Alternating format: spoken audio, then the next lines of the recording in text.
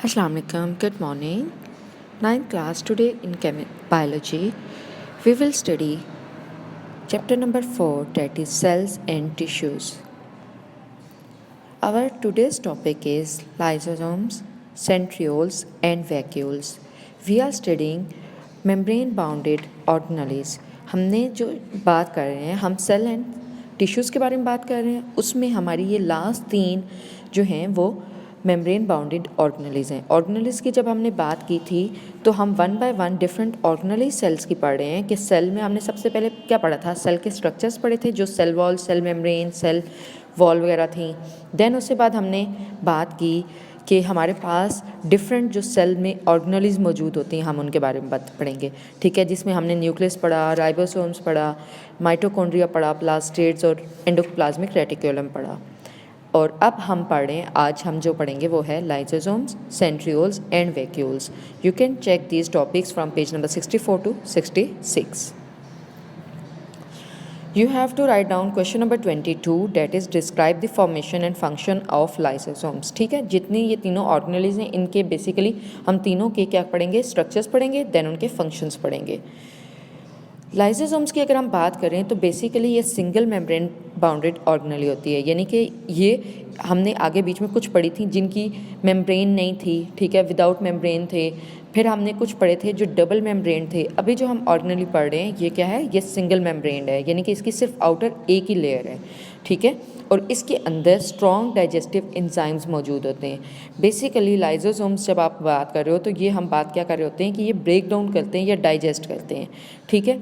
इनका मेन जो फंक्शन है वो क्या होता है कि ये फूड पार्टिकल्स या वेस्ट मटेरियल, कोई भी ऐसी चीज़ जो सेल के अंदर ही उन्होंने डाइजेस्ट करनी है या ब्रेक डाउन करनी है, वो आपके लाइसोसोम्स करते हैं, ठीक है।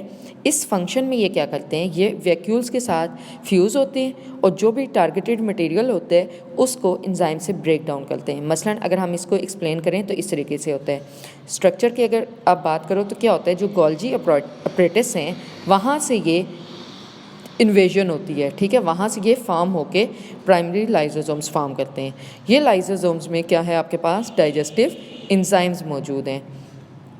ये लाइसोसोम्स जो दूसरा एक कोई वैक्यूल होता है सिंपल, जिसके अंदर जो भी मटेरियल, टारगेटेड मटेरियल से क्या मतलब है, वो फूड भी हो सकती है, वो कोई माइक्रो ऑर्गेनिज्म भी हो सकता है, वो वेस्ट मटेरियल भी हो सकता है, ठीक है, जिसको डाइजेस्ट करना है, जिसको ख़त्म करना है सेल के अंदर ही। तो ये क्या करता है, उसके साथ कंबाइन होकर एक फ्यूज सेल बना लेते हैं, ठीक है। जब ये फ्यूज सेल बना लेते हैं तो ये उसके पीसीस को ब्रेक डाउन कर देते हैं, ठीक है। तो बेसिकली लाइसोसोम ने क्या करना है, उसको ब्रेक डाउन करना है कोई भी मटेरियल को, ठीक है। सेकंड जो आपका टॉपिक है वो है सेंट्रियोल। सेंट्रियोल के रिलेटेड आपने क्वेश्चन क्या लिखना है, what are centrioles, explain their function.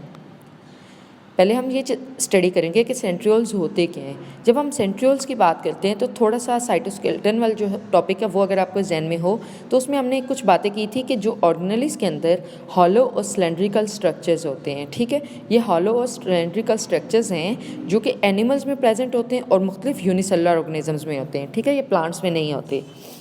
इनमें आपके पास 9 ट्रिपलेट माइक्रोट्यूब्यूल्स प्रेजेंट होती हैं जो कि प्रोटीन, ट्यूबुलिन प्रोटीन से फॉर्म हुई हुई होती हैं। मोस्टली क्या होता है, प्लांट्स जो एनिमल्स हैं उनमें आपके पास 2 सेंट्रियोल आपस में मिलते हैं, ठीक है, और आपके पास सेंट्रोसोम्स फॉर्म करते हैं, ठीक है। ये हमने इसके लिहाज से ऑलरेडी भी फंक्शन स्टडी कर चुके हैं। अभी जो हम बात कर रहे हैं सेंट्रियोल की, अगर इसकी बात करें तो ये देखो यहाँ पे ये साइड व्यू स्ट्रक्चर जिसमें डिफरेंट क्या है, ट्यूब्स लाइक स्ट्रक्चर्स फॉर्म हुए हैं। ट्रिपलेट माइक्रोट्यूब्यूल्स क्या मतलब हुआ कि 3 डिफरेंट टाइप्स की ट्यूब्स हैं जो ट्यूबुलिन आपकी प्रोटीन से फॉर्म हुए हैं, ठीक है। और अगर फ्रंट से स्ट्रक्चर देखो तो इस तरीके से आपको स्ट्रक्चर नजर आएगा कि डिफरेंट ट्यूब्स जो हैं वो एक अरेंजमेंट में हैं, ठीक है, अरेंजमेंट में फॉर्म होकर एक पूरा स्ट्रक्चर बनाते हैं ताकि उसको structure formation of spindle form कर सकें। स्पिंडल फाइबर्स जो होते हैं सेल डिवीजन में ये क्या काम करते हैं, ये आपके जो स्पिंडल फाइबर्स होते हैं उनके लिए उनकी फॉर्मेशन करते हैं, ठीक है। सेल डिवीजन वाले जब हम चैप्टर पढ़ेंगे आपको ज़्यादा क्लियर हो जाएगा। यहाँ पे आपने सेंट्रियोल का सिर्फ ये फंक्शन याद रखना है कि ये फॉर्म करते हैं जो स्पिंडल फाइबर्स हैं उनको, ठीक है। या फिर जो आपके पास माइक्रो ऑर्गेनिजम्स हैं उनमें ये क्या फंक्शन कर रहे हैं, ये सीलिया फॉर्म करते हैं या फ्लैजिलिया फॉर्म करते हैं। डिफरेंट माइक्रो ऑर्गेनिजम्स में फ्लैजिलिया होते हैं और कुछ में सीलिया होता है, तो ये उनकी फॉर्मेशन में भी जो सेंट्रियोल है वो आपका फॉर्म कर रहा होता है या हेल्प आउट कर रहा होता है। जो हमारा थर्ड टॉपिक है आज का वो है वैक्यूल्स। वैक्यूल्स की बात करें तो इसका भी आपने स्ट्रक्चर और फंक्शन डिस्क्राइब करना है। फंक्शन के स्ट्रक्चर की अगर बात करें तो ये आपके पास सिंगल मेम्ब्रेन बाउंडेड ऑर्गेनेली है, ठीक है। और मोस्टली ये जो सेल्स हैं उनमें स्मॉल वैक्यूल्स प्रेजेंट होता है साइटोप्लाज्म में कहीं पे भी, लेकिन जो प्लांट सेल्स हैं उनमें लार्ज वैक्यूल प्रेजेंट होता है सेंटर में, ठीक है। ये जो हमने बात की थी ना यहाँ पे इसमें ये जो वैक्यूल हमने बात की जिसके अंदर टारगेटेड मटेरियल है, तो इस तरह के स्मॉल वैक्यूल्स होते हैं एनिमल्स में या जो दूसरे सेल्स होते हैं उनमें। जबकि जो प्लांट्स हैं उनमें अगर आप देखोगे तो प्लांट सेल में इस तरह ये सेंटर में एक पूरे का पूरा बड़े वाला वैक्यूल होता है, ठीक है। ये एक प्लांट सेल की डायग्राम है, तो उसके अंदर हम डिफरेंट ऑर्गेनेल्स मौजूद हैं। तो सेंटर में अगर आपको नज़र आए ये ब्लू कलर का, तो ये आपका वैक्यूल प्रेजेंट है, ठीक है। तो ये बेसिकली सेल में इतना बड़ा होता है। जिस तरह बाकियों में न्यूक्लियस होता है सेंटर में, एनिमल सेल्स वगैरह में, लेकिन प्लांट सेल में न्यूक्लियस क्या है, साइड पे, ये वाला जो साइड पे है ये न्यूक्लियस है, तो सेंटर में इसके वैक्यूल होता है, ठीक है।